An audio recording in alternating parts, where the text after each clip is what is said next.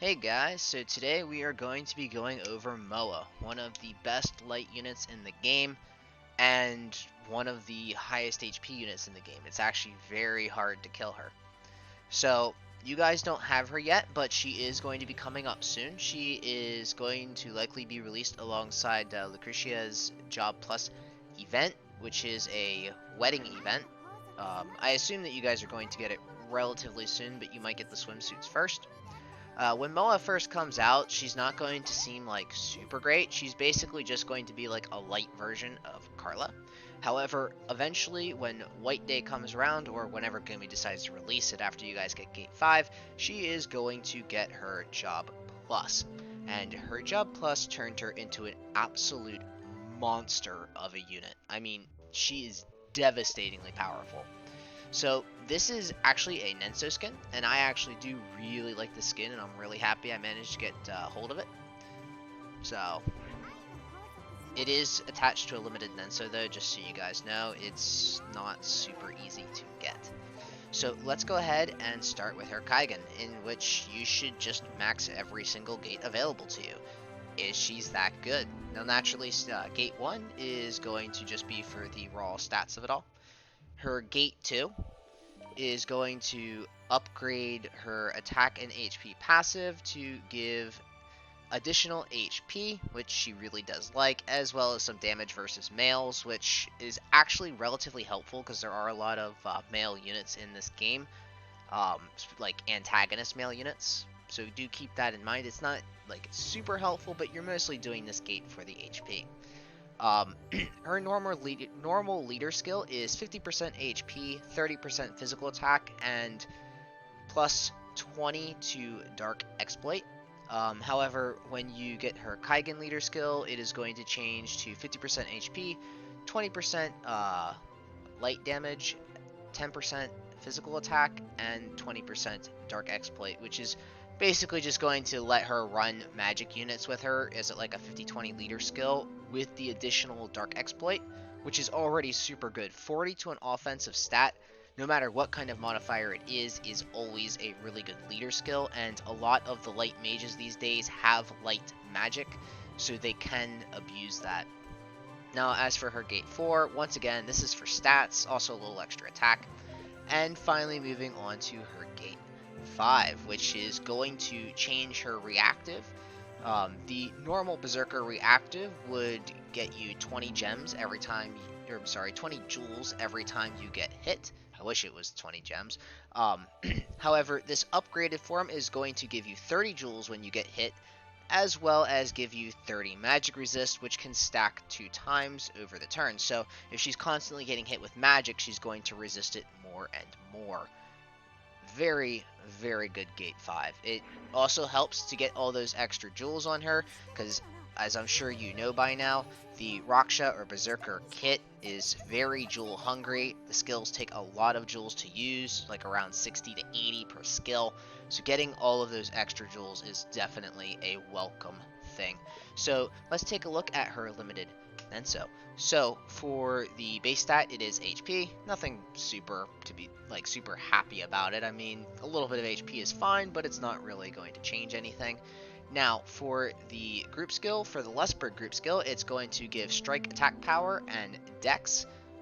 These aren't like super high values. At just no limit breaks, it's 6 strike attack power. It's a nice little damage boost. I do want to point out that she is going to run relatively well with Alma, who is going to benefit from that, and is the only other strike unit in Lustberg that I can think of that can be run on a light team. Maybe the only other strike unit in Lustberg, period. So do keep that in mind. Now, for this next group, we have, it says 410 HP, 9 speed, and plus 6 to fire damage. And that is because when Moa equips this Nenso and has Eve in her party, Eve benefits from that group skill. She doesn't get anything out of it. Moa doesn't.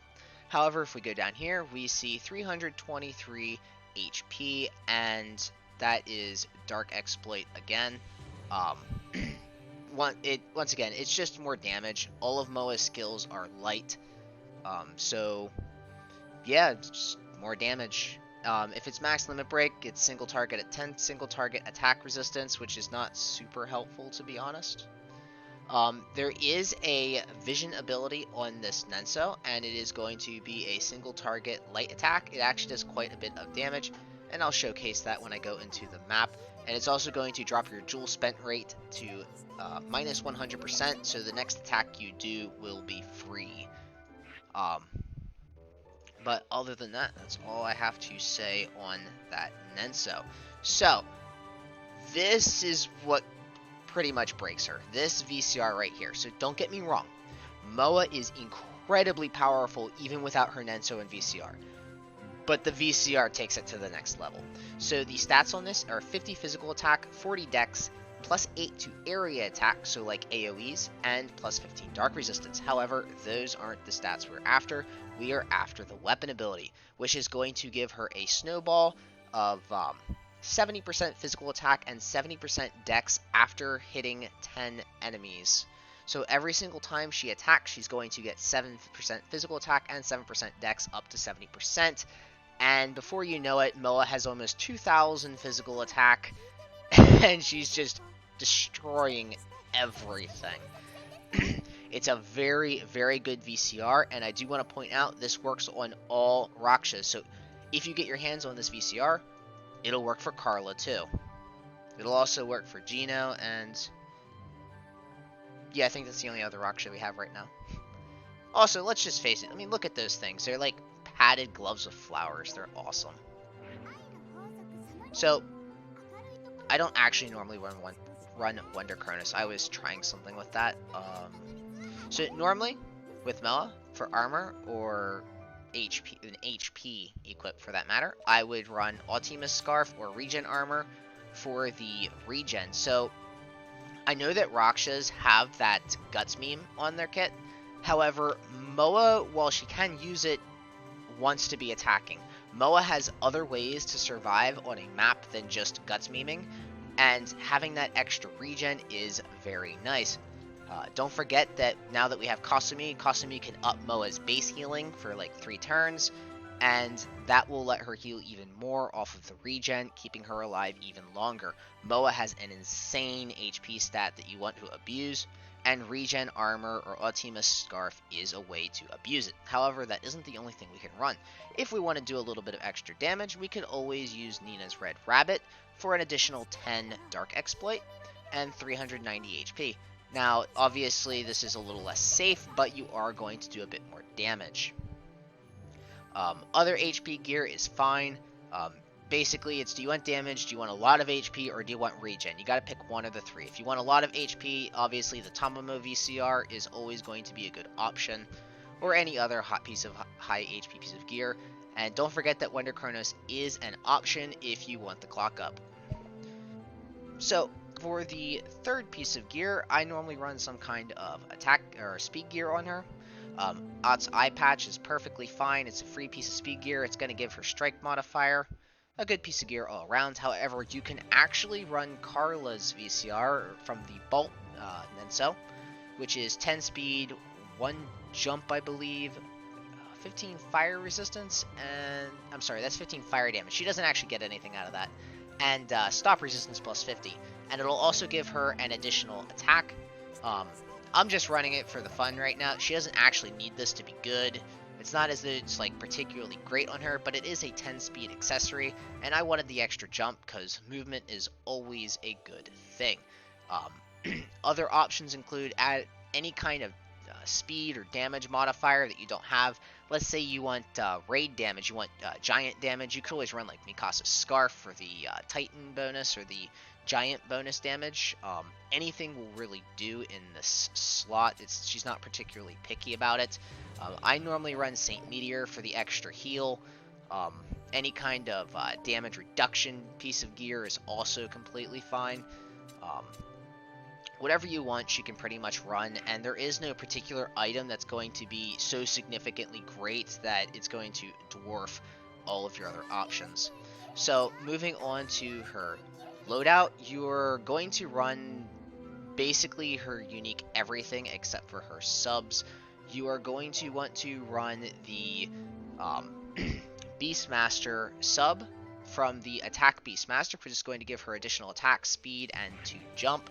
As you can see, Moa does have a lot of jump right now. And for the other passive, which one did this even get upgraded from? I can't even remember off the top of my head for some reason. Okay, that's Chopping Spirit that got upgraded. Okay, so the upgraded Chopping Spirit is going to be the other thing that you run, because that's going to give you the additional HP that you really, really want. And as I'm sure you noticed, my Moa has almost 8,000 HP, and she doesn't even have a leader skill right now. This is just her base HP. Once we get into a map, we're going to see some pretty nutty HP values. Anyone who watched the Kasumi video has probably already seen this, but it's pretty nuts. So let me real quick get this party up. Don't need any of these units. Turn auto off and skills on. So I won't be showing you the damage with the full snowball because it's obnoxious to set it up and it takes a while. And I think I've mentioned it before, but doing cuts on my videos and actually doing video editing is a bit of a pain because of the quality that I record in. It takes a very long time for the video to compile and chews up a ton of resources. However, we are going to need to get some jewels, so I'll just run down here and hope they attack me a couple times.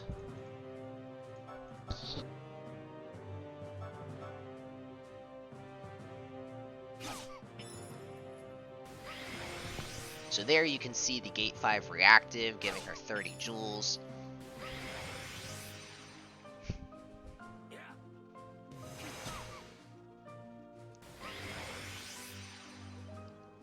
And after getting hit a couple times, Moa is in a great position to do some damage.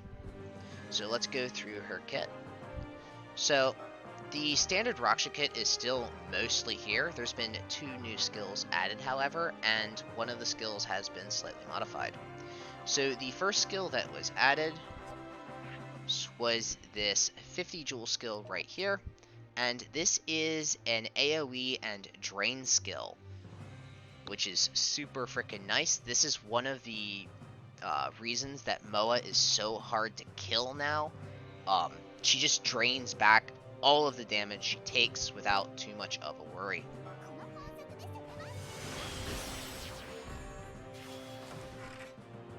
Don't forget that you'd be doing like almost 10,000 if she's set up properly, like 10,000 damage. So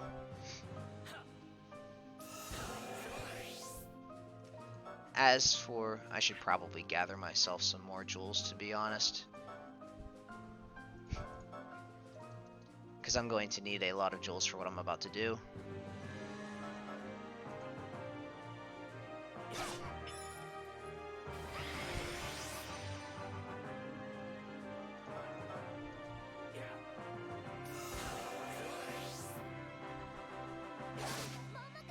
Of course he missed.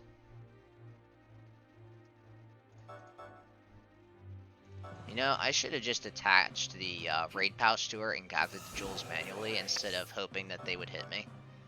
But, you know what they say, hindsight is 20/20.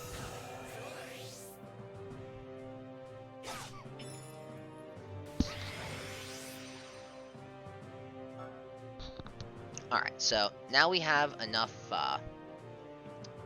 of the jewels that we can go ahead and go through this. So her charge up remains mostly the same, except it's going to have some additional resists attached to it, which is super nice as it'll help prevent her from taking damage.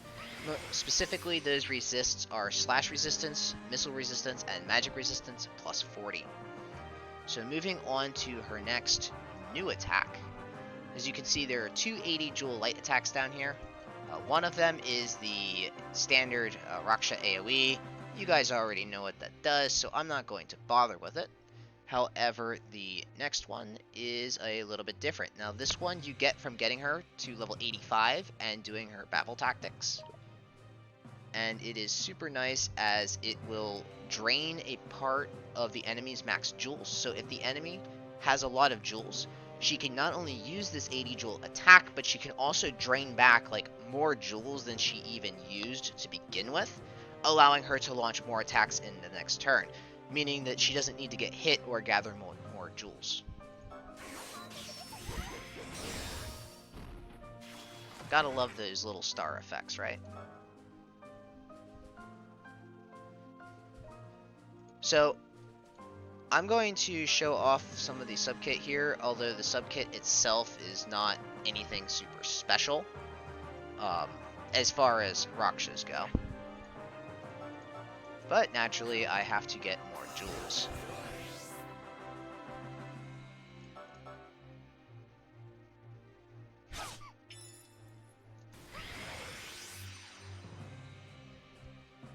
Okay, so the first attack is a 60 joule light skill, and this is going to just be your standard 3 range, like 3 square AoE attack that comes on any Raksha.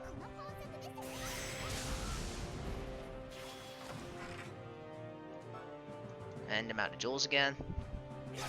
This is a common theme today.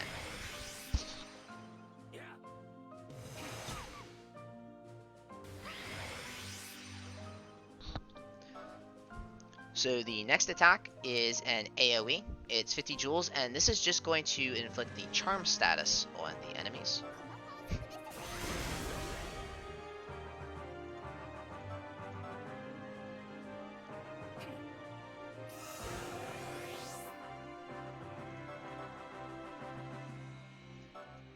Actually, I have enough joules for this last attack. The 70 joule skill right here is just for healing.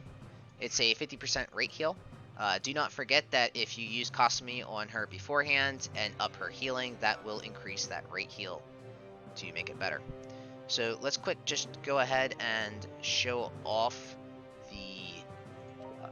the vision ability from the Nenso. Remember, this is single target, and it's going to reduce your gem rate, or gem use rate, by 100%, so the next attack will be free. And if we go in here, as you can see, all of the attacks are free. And for the final skill, she has an AoE Rage. And in maps where this is actually usable, it is helpful. In maps where it's not usable, it's just kind of there.